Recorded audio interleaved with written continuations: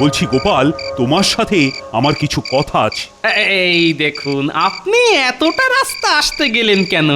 আমাকে ডেকে নিতেন, আমি চলে যেতাম।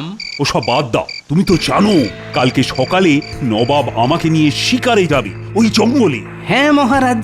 তোমাকে এমন কিছু করতে হবে যাতে নবাব শিকারেও যায় কিন্তু ব্যর্থ হয়ে ফিরে আসে। ও আচ্ছা আচ্ছা, ঠিক আছে ঠিক আছে, আপনি কোনো চিন্তা করবেন না, আমি দেখছি কি করা যায়। তোমার ভরসায় থাকলাম।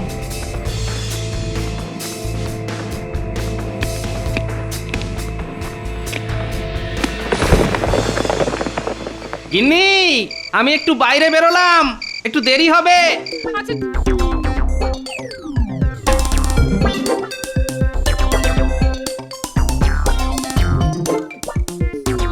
কি ব্যাপার মন্ত্রী, এ কি আজ রাজসভায় সবাই তো দেখছি চুপচাপ। হ্যাঁ মহারাজ, তাই তো দেখছি, কেউ কোনো কথাই বলছে না। সভাকবি, তুমিও তো দেখছি আজ কোনো কবিতা শোনাচ্ছ না, কি ব্যাপার? মহারাজ, রাজসভায় আজ শোরগোল নেই, সকলেই কেমন স্তব্ধ। আমিও মুখে কুলু পেটেছি, হারিয়ে ফেলেছি শব্দ। তা তুমি তো বেশ হাসি খুশি থাকো, তা এরকম হঠাৎ গুমোট হয়ে যাওয়ার কি কারণ? ওই যে পশুরা চায় শিকার করতে, পাখিরা চায় উঠতে, বহুদিন আমি কোথাও যাইনি, তাই মনটা চাইছে ঘুরতে। তা বেশ বেশ, তা যাও না, কদিন ছুটি নিয়ে ঘুরে এসো, তোমার মনটা ফুরফুরে হয়ে যাবে। অন্যেরা সবাই হিংসে করবে শুধু আমাকেই ছুটি দিলে। এর থেকে বরং ঘুরতে চলুন সকল সভাসদ মিলে।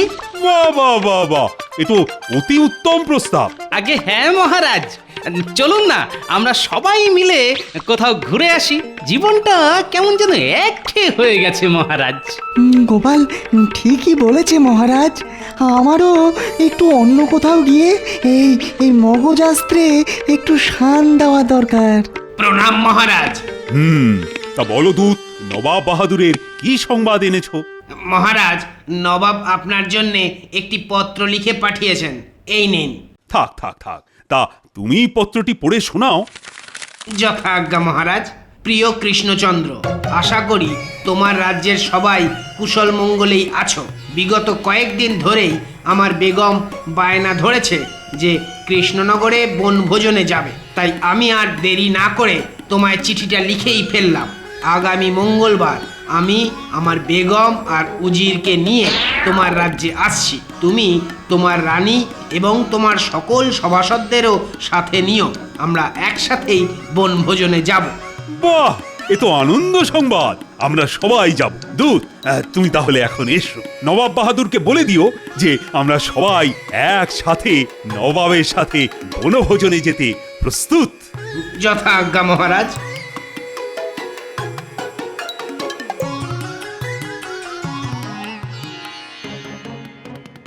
এটা আবার নবাবের নতুন কোনো চাল নয় তো? একটু বুঝে শুনে চলতে হবে। কি গোপাল, আরে কি অত শত ভাবছো? কিছু না মহারাজ, শুধু এটাই ভাবছিলাম যে ওই নবাব, বেগম, উজির সবাই যখন এতদিন পরে আমাদের রাজ্যে আসছে, তাই তাদের ওই আতিথেয়তার যথোপযুক্ত ব্যবস্থা নেওয়া দরকার। একদম ঠিকই ভেবেছো গোপাল। মন্ত্রী শোনো, বলুন মহারাজ। তুমি রাজপাচককে চটপট খবরটা জানিয়ে দাও, বনভোজনের দিন নবাবের জন্য কিন্তু শাহী কাবাব বানাতেই হবে। তাছাড়া পোলাও, লুচি, আলুর দম, মাছ আর কষা মাংস তো আছেই, সব ব্যবস্থা করতে হবে, বুঝলে?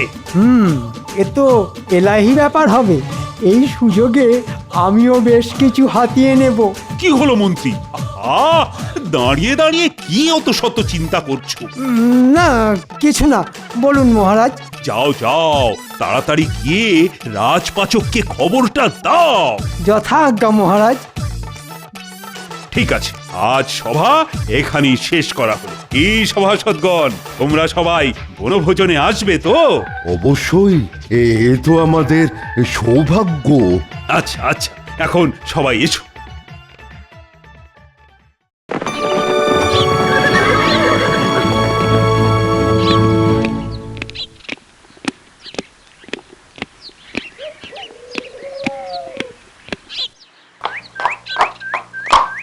আরে এ তো নবাব বাহাদুর এসে গেছেন। কি কৃষ্ণচন্দ্র, কি খবর? সব ব্যবস্থা হয়ে গেছে তো? হ্যাঁ জাহাপানা, সবই প্রস্তুত। আসুন আসুন, আপনারা ভেতরে আসুন, বিশ্রাম করবেন। লা লা লা লা লা লা বাবা সকাল সকাল এত মনে ফুর্তি, কি জন্যে গো? থাকবে না, আজ মুর্শিদাবাদের বেগম আসছে। বেগম, সেই জন্যই তুমি টাক মাথায় চুল আঁচড়াচ্ছ। এই পাগল হয়ে যাওনি তো? এসব তুমি বুঝবে না গিন্নি, তুমি বুঝবে না। সকাল সকাল কিচ্ছু না খেয়ে চলে যাচ্ছ। এই দুমুঠো গরম ভাত বেড়ে দিচ্ছি, খেয়ে নাও। আরে সে তো রোজই খাই। আজ বনভোজনে বাদশাহী পোলাও, শাহী কাবাব। চললাম গিন্নি। এ ঠাকুর, এই মানুষটার মাথাটা কি সত্যি খারাপ হয়ে গেল গো?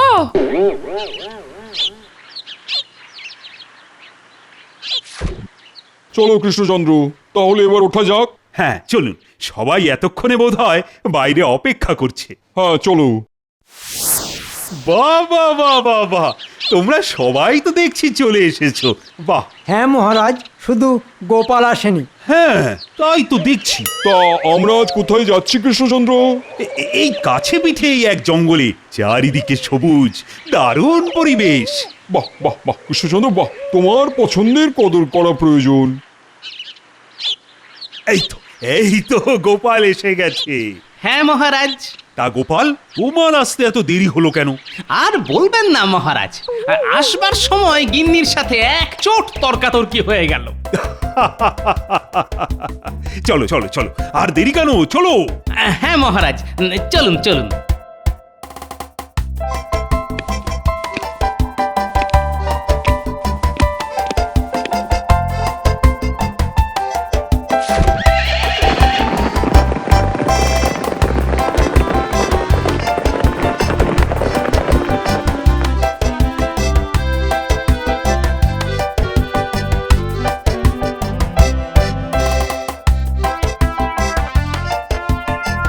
কি হলো গোপাল, কেমন লাগছে বনভোজনের যাত্রা?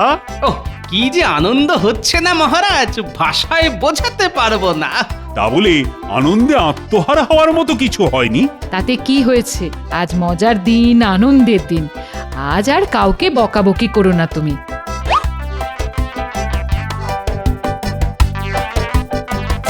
বলছি, আমার কিন্তু গোপালের চাল চলন মোটেই ভালো লাগছে না। তোমায় আমি পই পই করে বলেছি সব সময় বোরখা দিয়ে মুখ ঢেকে থাকবে, কিন্তু আমার কথা তো তোমার কানেই ঢোকে না। এই বাইরে এত গরম, তার মধ্যে আবার অতিরিক্ত বোঝা। সেই এখন এই বোঝা তুমি সামলাও। গোপাল, তোমার এইগুলো কিন্তু বড্ড বাড়াবাড়ি। কোনগুলো মহারাজ? তুমি আবার জিজ্ঞেস করছো কোনগুলো? এই তোমার টেকো মাথায় চিরুনি তল্লাশির কারণ কি শুনি একবার। মহারাজ, আমি হলাম সৌন্দর্যের পূজারী।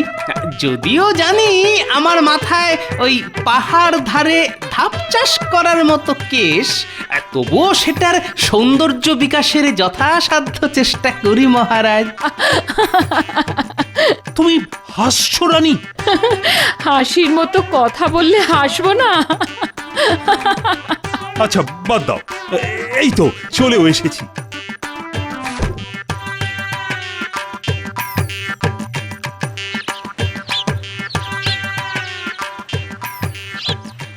কৃষ্ণচন্দ্র, চলো আমরা দুজন কোথাও গিয়ে বসি। চলুন চলুন, ওই ধারে একটা পুকুর আছে, আমরা দুজনে গিয়ে মাছ ধরি। হ্যাঁ তাই বেশ ভালো হবে, চলো। হ্যাঁ চলুন চলুন।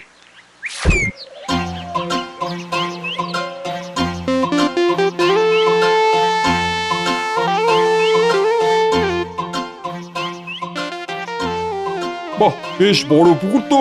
তাই পুকুরে কি কি মাছ আছে? এখানে আপাতত রুই, তেলাপিয়া আর কাতলা পাবেন। চলো দেখা যাক আমাদের ভাগ্যে কি মাছ ওঠে। আজ এখানে এক কবিতার লড়াই হবে, দেখা যাক কে জেতে। কি সবাই রাজি তো? রাজি রাজি। এই যা, আবার কবিতা টবিতা কেন আনছে? এতে তো সভাকবি এমনিতেই জিতে যাবে। না না, কোনোভাবে এই কবিতার লড়াইটা বন্ধ করতে হবে। আমি ওসব কবিতার বুঝি না, তাই আমাকে জড়িও না। কেন ভাই, সবাই যখন খেলছে তুমিও খেলো, এমন তো কিছু ব্যাপার না। আচ্ছা ঠিক আছে, কিন্তু আমায় তোমাদের সাহায্য করতে হবে। সাহায্যের জন্য আমি তো আছি বেগম সাহেবা। এখন তো সাহায্য করবেই, এমনিতে তো কোনো কাজ নেই, পায়ের উপর পা তুলে বসে থাকা ছাড়া।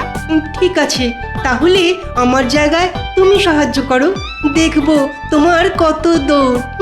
কি হচ্ছেটা কি? তোমরা এই ঝগড়া বন্ধ করবে?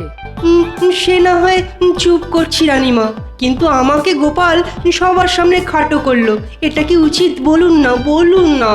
না না, একদমই উচিত হয়নি গোপাল। সভাকবিও কিন্তু আমাদের রাজসভার রত্ন, তোমার ওভাবে বলা উচিত হয়নি। আচ্ছা ঠিক আছে রানীমা, অপরাধ মাফ করুন। আমি যখন কেউ না, তাহলে আমি এই কবিতার লড়াইয়ে নেই। আমিও নেই রানীমা। আমিও নেই রানীমা। সবাই যখন একে একে উঠেই যাচ্ছে, তাহলে আর আমি থেকে কি করব রানীমা? আমিও এই খেলায় নেই বাবা। যা, দেখেছেন রানীমা, গোপালের জন্যে পুরো খেলাটাই পণ্ড হয়ে গেল। কি কৃষ্ণচন্দ্র, এই পুকুরে তো কোনো মাছই উঠছে না। চুপ চুপ, ওই তো মাছের টোপ গিলেছে।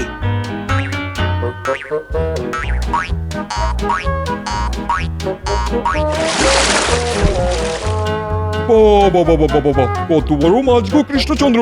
তবে দেখতে হবে তো কোন রাজ্যের পুকুর। চলো তাহলে তোমার রাধুনিকে এই মাছটা দিয়ে আসা যাক।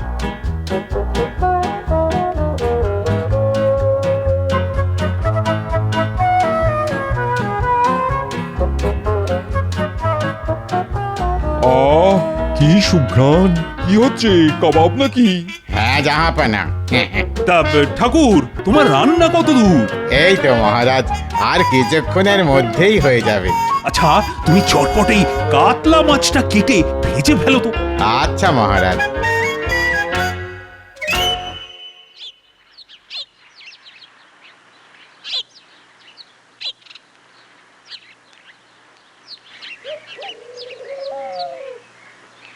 জাহাপনা, আপনারা খেতে বসে পড়ুন, রান্না তো প্রায় শেষ।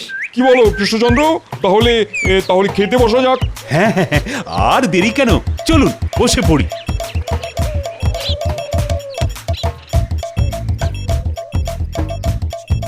আহ, কাবাবটা দেখছি বেশ জব্বর বানিয়েছে কৃষ্ণচন্দ্র। তোমার পাচকের রান্নার হাত তো বেশ খাসা। কোনো কোনো তুলনাই হবে না। জাহাপানা, কৃষ্ণনগরের পাচককে কয়েকদিনের জন্যে মুর্শিদাবাদে নিয়ে গেলে হয় না? প্রস্তাবটা মন্দ নয় উজির। কি ঠাকুর, তুমি যাবে নাকি মুর্শিদাবাদে? মহারাজ যদি আদেশ দেন যাব। আমার আদেশের কি আছে, নবাব যখন তোমাকে নিয়ে যেতে চাইছেন তাতে আমার কোনো আপত্তি নেই। আর মাত্র কয়েকটা দিনেরই তো ব্যাপার। আচ্ছা মহারাজ।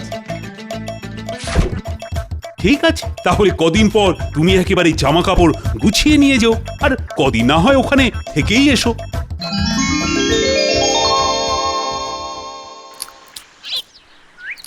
বাহ, কড়া পাখির সন্দেশটা তো বেশ। একদম ঠিকই বলেছেন বেগম সাহেবা, এই সন্দেশের কোনো তুলনাই হয় না। আমার আর আপনার পছন্দ একেবারে এক দেখছি বেগম সাহেবা। বাহ, গোপাল দেখছি আজকে বেগমের পছন্দটাও নিজের পছন্দ বলছে।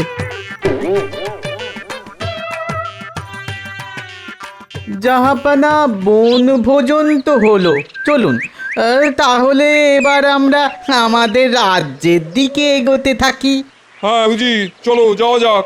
এমনিতেই মুর্শিদাবাদ পৌঁছতে পৌঁছতে রাত হয়ে যাবে। হ্যাঁ হ্যাঁ চলুন, এমনিতেও কারো কারো চাল চলন আমার খুব একটা সুবিধের মনে হচ্ছে না।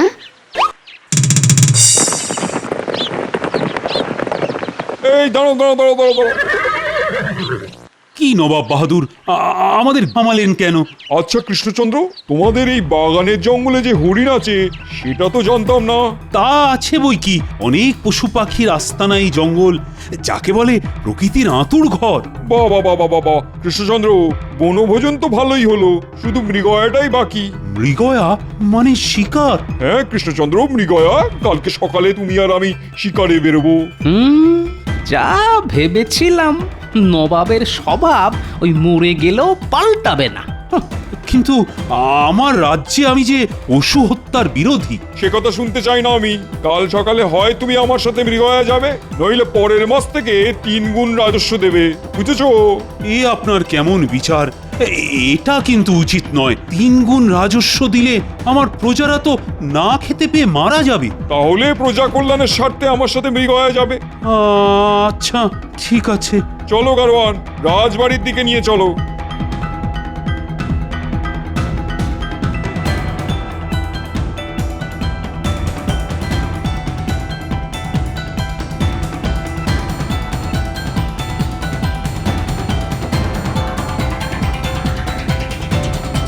না, কিছু একটা উপায় খুঁজে বের করতেই হবে। কিছু তো উপায় একটা আছেই।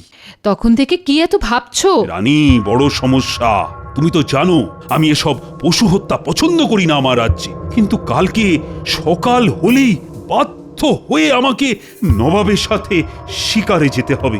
আমি বলি কি, তুমি একবার গোপালকে বলো, দেখো যদি কিছু একটা উপায় বের করতে পারে। হ্যাঁ রানী, ঠিক বলেছো।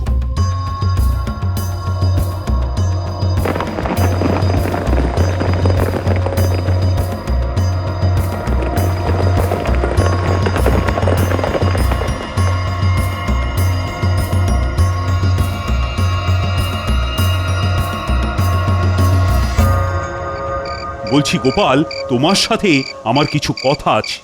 এই দেখুন, আপনি এতটা রাস্তা আসতে গেলেন কেন? আমাকে ডেকে নিতেন, আমি চলে যেতাম।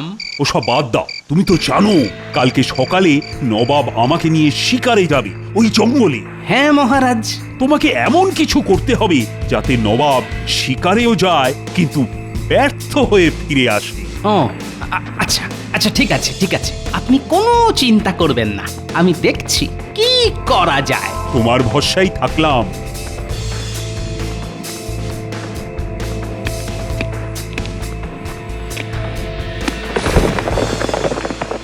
গিন্নি, আমি একটু বাইরে বেরোলাম, একটু দেরি হবে।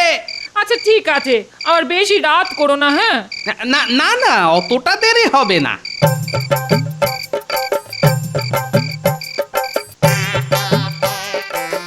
কিরে ন্যাপলা, একবার বাইরে আয় তো।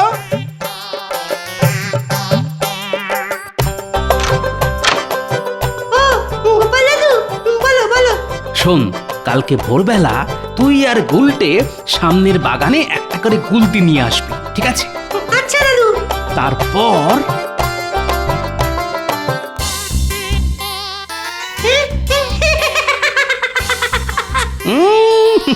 শুধু হাসলে হবে না, কাজটা করতে পারবি তো? আরে পারবো না কেন দাদু, নিশ্চয়ই পারবো। আচ্ছা ঠিক আছে, আমি এখন আসি, কাল সকালে পৌঁছে যাবি কিন্তু, মনে করে।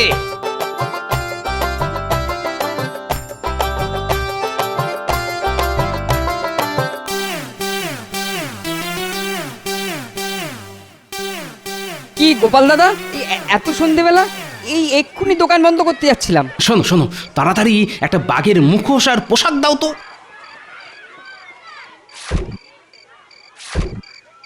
এই নাও, 5 আনা দাও। 5 আনা নিবি কি রে? আমি ভাড়ায় নিচ্ছি, কালকে আবার ফেরত দিয়ে দেব। এই নে এই নে, 2 আনা রাখ। আচ্ছা আচ্ছা, তা ভাড়ায় নিয়ে কি করবে গো গোপাল দাদা? আরে কালকে রাজসভায় যেমন খুশি সাজো প্রতিযোগিতা আছে, তাই আমি বাঘ সাজবো। আচ্ছা আচ্ছা, বেশ বেশ বেশ, সেজো সেজো। ঠিক আছে, আমি এখন চলি।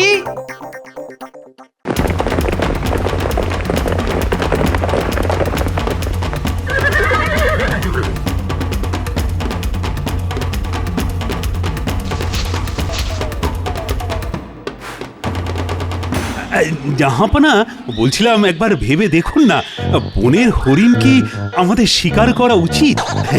ওদেরও তো প্রাণ আছে। বাহ, তোমার তো দেখছি খুব দরদ। কালকে যে ওই গোটা কাতলা মাছটা কেটে খাওয়া হয়ে গেল, কই তখন তো তুমি এই কথা বললে না যে মাছের কি প্রাণ নেই?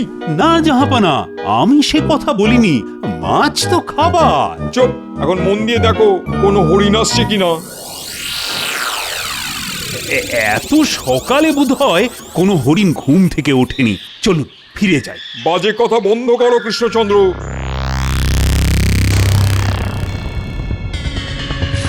প্রস্তুত হও।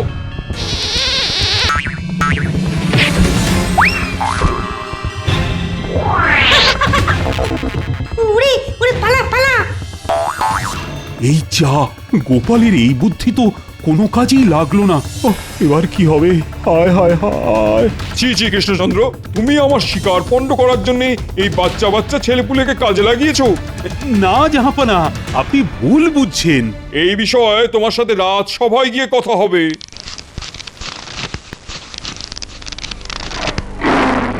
ওরে বাবা রে, বাঘ বাঘ, পালা পালা। কৃষ্ণচন্দ্র, তুমি তো আগে বলনি এই বাগানে বাঘ থাকে। আসলে আমি ভেবেছিলাম আপনি হয়তো বাঘও শিকার করবেন।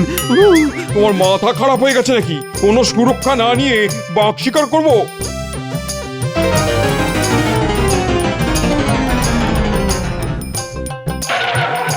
না, ইয়ে মানে বেগম জান, উজির,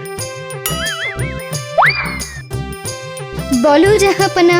চলো এক্ষুনি বেরিয়ে পড়বো। এই কৃষ্ণনগরে আর এক মুহূর্ত থাকা নয়।